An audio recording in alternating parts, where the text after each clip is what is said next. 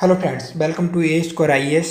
From today, I am going to revise you all budget class notes of which teacher? Can you guess? Your and my favorite teacher, Jain Pariksha sir. These notes I will revise you within 10 to 20 minutes. So, you give me your 10 to 20 minutes every day. I will revise you every lecture of Jain Pariksha sir within 10 to 20 minutes. In this budget revision series, all of first we complete economic survey, then we revise budget. This revision series going to be beneficial both kind of person who already completed class from the Jain Pariksha sir and didn't take notes, and those person who didn't complete class from the Jain sir till now. So, without delay, let's start our today class. In today's session, I am going to discuss about procedure of budget. तो procedure of budget start करने से पहले मैं आप लोगों को पहले notes दिखा देता हूँ जैन सर के जो मैंने लिए हैं. 1 सेकेंड. दिस इज ये मैंने सर का क्लास लेके ये सारे नोट्स मैंने तैयार किए हैं. तो ये सारे नोट्स मैं कोशिश करूँगा कि जो सर ने 2 से 3 घंटे में करवाया है मैं आपको 10 से 20 मिनट में कंप्लीट करवा दूँ. और ये सारे क्लास नोट्स आपको मेरे टेलीग्राम चैनल पर मिल जाएंगे A Score IAS. ठीक है. तो आज का हम लोग बिना डिले किए क्लास स्टार्ट करते हैं. तो हम लोग स्टार्ट करेंगे प्रोसीजर से. बजट क्या है? तो बजट ये एनुअल फाइनेंशियल प्लान है किसका? गवर्नमेंट का, जो कि अंडर आर्टिकल 112 में मेंशन है. ये 2 चीज़ें शो करता है किस किस को? एस्टिमेटेड रेसेप्ट. ठीक है. क्या मतलब कितनी रेवेन्यू आएगी, कहाँ से आएगी? तो टैक्स से आएगी और नॉन टैक्स की. और दूसरी ये बात करता है किसकी? Proposed expenditure. ठीक है. कितना एक्सपेंडिचर की जरूरत पड़ेगी, कहाँ पे पैसा खर्च किया जाएगा. जैसे मतलब स्कीम में कितना दिया जाएगा, ठीक है, सैलरीज में कितना जाएगा, और डिफेंस के लिए कितना चाहिए एक्सपेंडिचर, और इंटरेस्ट के लिए कितना चाहिए. इसके टाइम पीरियड की बात करोगे तो ये 1 अप्रैल से लेके 31 मार्च तक है. ठीक है ना. यूनियन गवर्नमेंट इसको पेश करती है किसको? यूनियन बजट को, है ना. कॉन्स्टिट्यूशन में अगर जो देखोगे तो बजट वर्ड नहीं है वहाँ पे, तुमको क्या मिलेगा? एनुअल फाइनेंशियल स्टेटमेंट वहाँ पे मेंशन है. ठीक है ना. अब बात करते हैं किसकी? Structure of union budget. Every budget present data. ठीक है. कौन कौन से डाटा प्रेजेंट करते? बजट एस्टिमेट, जिसमें देखोगे जो मतलब प्रपोज्ड ईयर के लिए जो किया गया ना बजट, ठीक है, तो वो रहेगा ये 2026-27 के लिए. Revise estimate, updated figure. ठीक है. कौन सी ईयर का? 25 और 26 का. फिर देखते हैं प्रोविजनल एक्चुअल्स. इसमें क्या है? प्रीवियस ईयर डाटा है 24 और 25 वाला डाटा. अब स्टार्ट करते हैं कहाँ से? स्टेज फर्स्ट से. ठीक है. Representation of budget. कौन इसको रिप्रेजेंट करता है? लोकसभा में रिप्रेजेंट करते हैं कौन? फाइनेंस मिनिस्टर बाया बजट स्पीच. और इसको रिप्रेजेंट कब किया जाता है? 1 फरवरी को रिप्रेजेंट किया जाता है. ठीक है ना, बजट को. और बजट के एक दिन पहले इकोनॉमिक सर्वे को पेश किया जाता है. और ये जो डेट है ये कब से चेंज की गई थी? 2017 से. कोई भी डिस्कशन नहीं होता है रिप्रेजेंटेशन डे को. ठीक है. लोकसभा में इसको मतलब रिप्रेजेंट करने के बाद में फिर इसको राज्यसभा में भेजा जाता है, मतलब राज्यसभा में इसको पेश किया जाता है. इकोनॉमिक सर्वे में देखोगे तो ये कब? बजट के एक दिन पहले इसको रिप्रेजेंट किया जाता है. और ये एनालाइज क्या करता है? जो मतलब ग्रोथ कितना हुआ, ठीक है, इन्फ्लेशन के बारे में देखेगा, और एम्प्लॉयमेंट और स्ट्रक्चरल चेंजेस क्या क्या हुए उनके बारे में. और जो ये जो है ना economic survey serve as economic background document, जहाँ पे क्या किस किस के बारे में बात करते हैं? एक तो इकोनॉमी है हमारी, ठीक है, कहाँ पे थ्राइविंग कर रहा है. और दूसरी चीज़ वेयर इकोनॉमिक सफरिंग, कहाँ पे इकोनॉमी सफरिंग कर रहा है. स्टेज 2 में देखोगे तो ये बात करता है जनरल डिस्कशन की, जो कि कहाँ पे? दोनों हाउस में होता है. ठीक है ना, लोकसभा और राज्यसभा दोनों जगह पे. ड्यूरेशन इसकी देखोगे तो 3 से 4 दिन तक रहता है. और जो डिस्कशन है ये फोकस किस चीज़ पे करता है? ओवरऑल बजट फिलोसफी, बजट की पूरी फिलोसफी क्या है उसके बारे में. सेक्टोरल प्रायोरिटी, मतलब किस सेक्टर को सबसे ज़्यादा प्रायोरिटी दी जानी चाहिए. आप देखोगे आगे चल के मतलब इस बार हमारे कितने चैप्टर? 17 चैप्टर है इसमें. तो सबसे पहले किस चैप्टर को प्रायोरिटी रखा गया? ठीक है. जिस चैप्टर को पहले रखा गया उसको उस हिसाब से रखा गया कि उस सेक्टर को, ठीक है, जिस सेक्टर को सबसे ज़्यादा प्रायोरिटी देना है उस सेक्टर को सबसे पहले रखा गया है, ठीक है ना, उधर से उस चैप्टर को सबसे पहले रखा गया है। तो दूसरी चीज़ देखेंगे थर्ड कि impact on different section of society, मतलब कि जो स्कीम वगैरह बना रहे हो ना उनका इम्पैक्ट क्या पड़ रहा है अलग अलग सोसाइटी पे, ठीक है ना, ये चीज़ें देखेंगे। अब इसमें देखोगे स्पेसिफिक और ठीक सेक्शन टू सेक्शन डिस्कशन नहीं होता है, ठीक है, कोई स्पेसिफिक और सेक्शन टू सेक्शन डिस्कशन नहीं होता है, ठीक है ना, जनरल डिस्कशन में। फाइनेंस मिनिस्टर रिप्लाई कब देते हैं? At the end. कोई वोटिंग नहीं होता है और ना ही कोई कट मोशन इसमें होता है।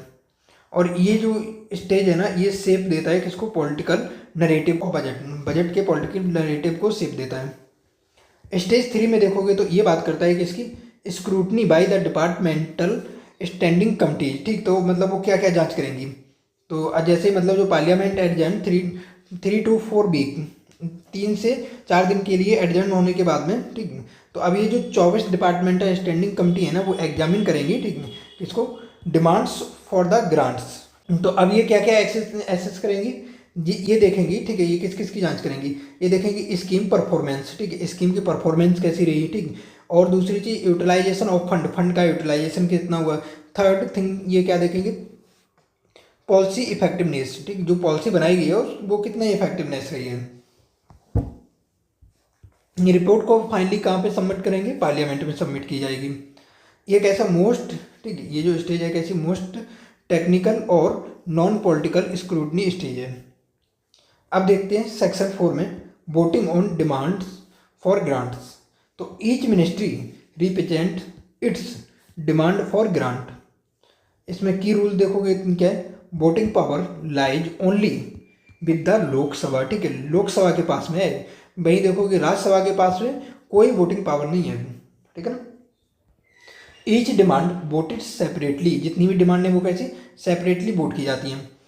Only votable expenditure is put to vote. जिन एक्सपेंडिचर में वोट की जरूरत होती है, ठीक है, उनको ही सिर्फ पुट किया जाता है वोट के लिए, है ना।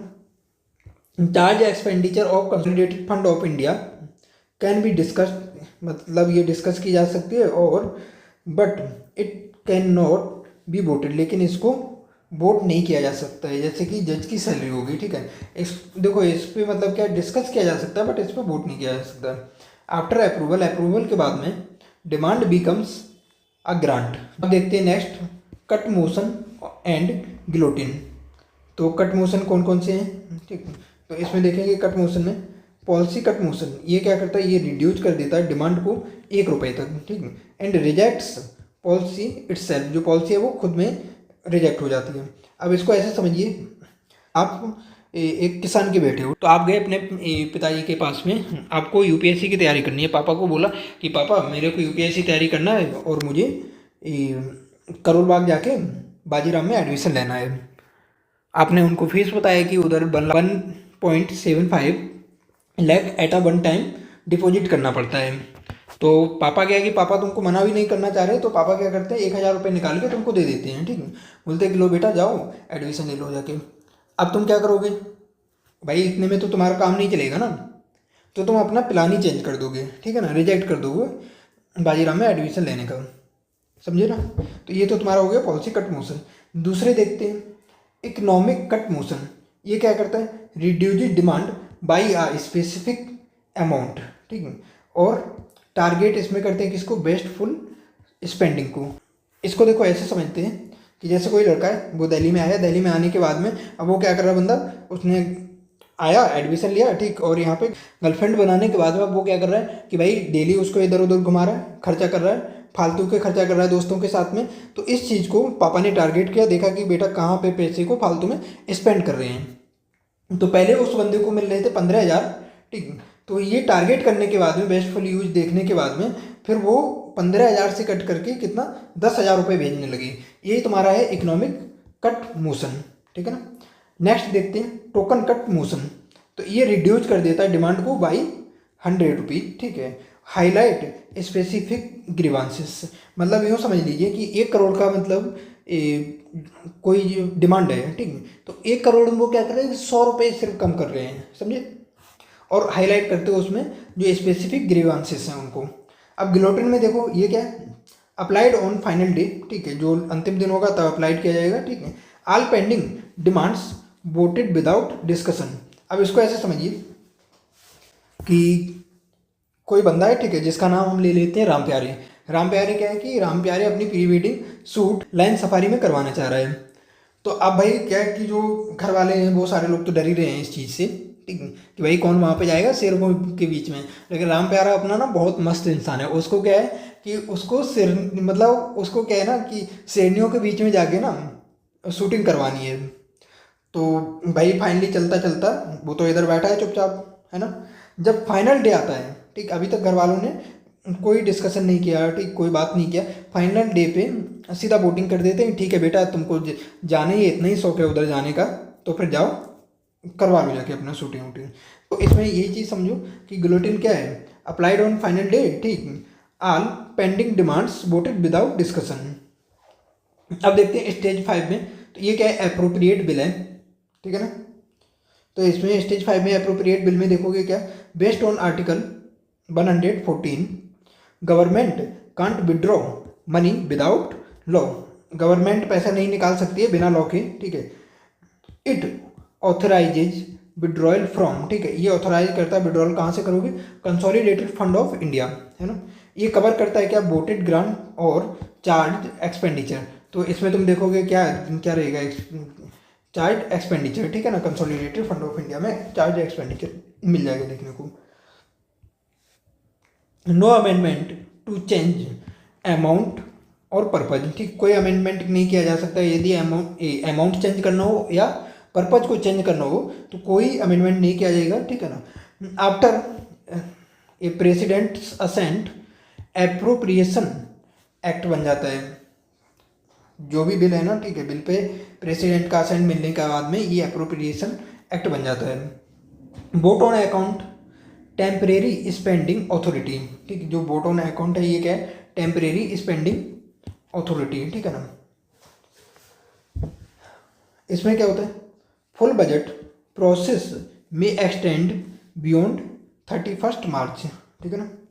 लोकसभा, जो लोकसभा है ना, grants vote on account to avoid shutdown.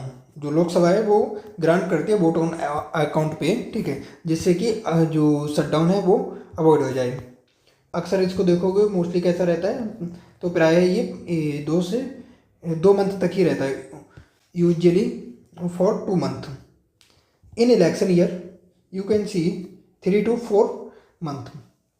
Granted after general discussion, ठीक, जनरल डिस्कशन के बाद में ये ग्रांट होता है। Since budget shifted to 1 Feb vote on account used only for the interim budget, समझे।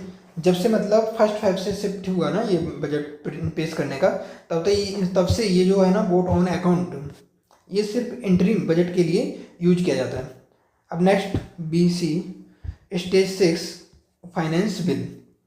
Finance bill gives legal effect to, किस किस को लीगल इफेक्ट देते हैं, टैक्स प्रपोजल को और रेवेन्यू मेजर्स को लीगल इफेक्ट देते हैं।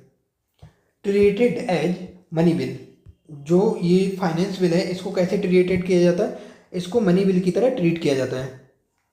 MP कैन रिड्यूस और रिजेक्ट टैक्स। नेक्स्ट, ठीक, MP can discuss economic policy. Must be passed with in 75 days, 75 दिन में इसको पास होना चाहिए। आफ्टर असेंट ये क्या बन जाता है, फाइनेंस एक्ट बन जाता है। कंप्लीट करता है किसको, income side of the budget, ठीक है, ये कंप्लीट करता है इनकम साइड जो है ना बजट की, उसको कंप्लीट करता है। अब देखें now BC important article 112 talk about annual finance statement which is known as budget. Under Article 113 BC, voting on demand for grants. Under Article 114 here appropriation bill mandatory for the withdrawal, ठीक है ना। अब देखते हैं article 116 vote on account, article 117 finance bill and money bill provisions. Now last article, article 265, no tax without authority of law. Conclusion देखोगे तो क्या, budgetary process operationalise constitutional control. जो बजटरी प्रोसेस है वो किसको ऑपरेशनलाइज करता है, कॉन्स्टिट्यूशनल प्रोसेस को ओवर पब्लिक फाइनेंस। ये इंश्योर करता है किसको, डेमोक्रेसी फंक्शन को, not just politically but financially as well. समझे, ये डेमोक्रेसी जो मतलब डेमोक्रेसी फंक्शंस है ना, सिर्फ उनको पॉलिटिकली ही नहीं मतलब इसको इंश्योर करता है बल्कि फाइनेंशियली भी इंश्योर करता है। तो आज का ये हमारा जो प्रोसीजर ऑफ बजट है कंप्लीट होता है, ठीक।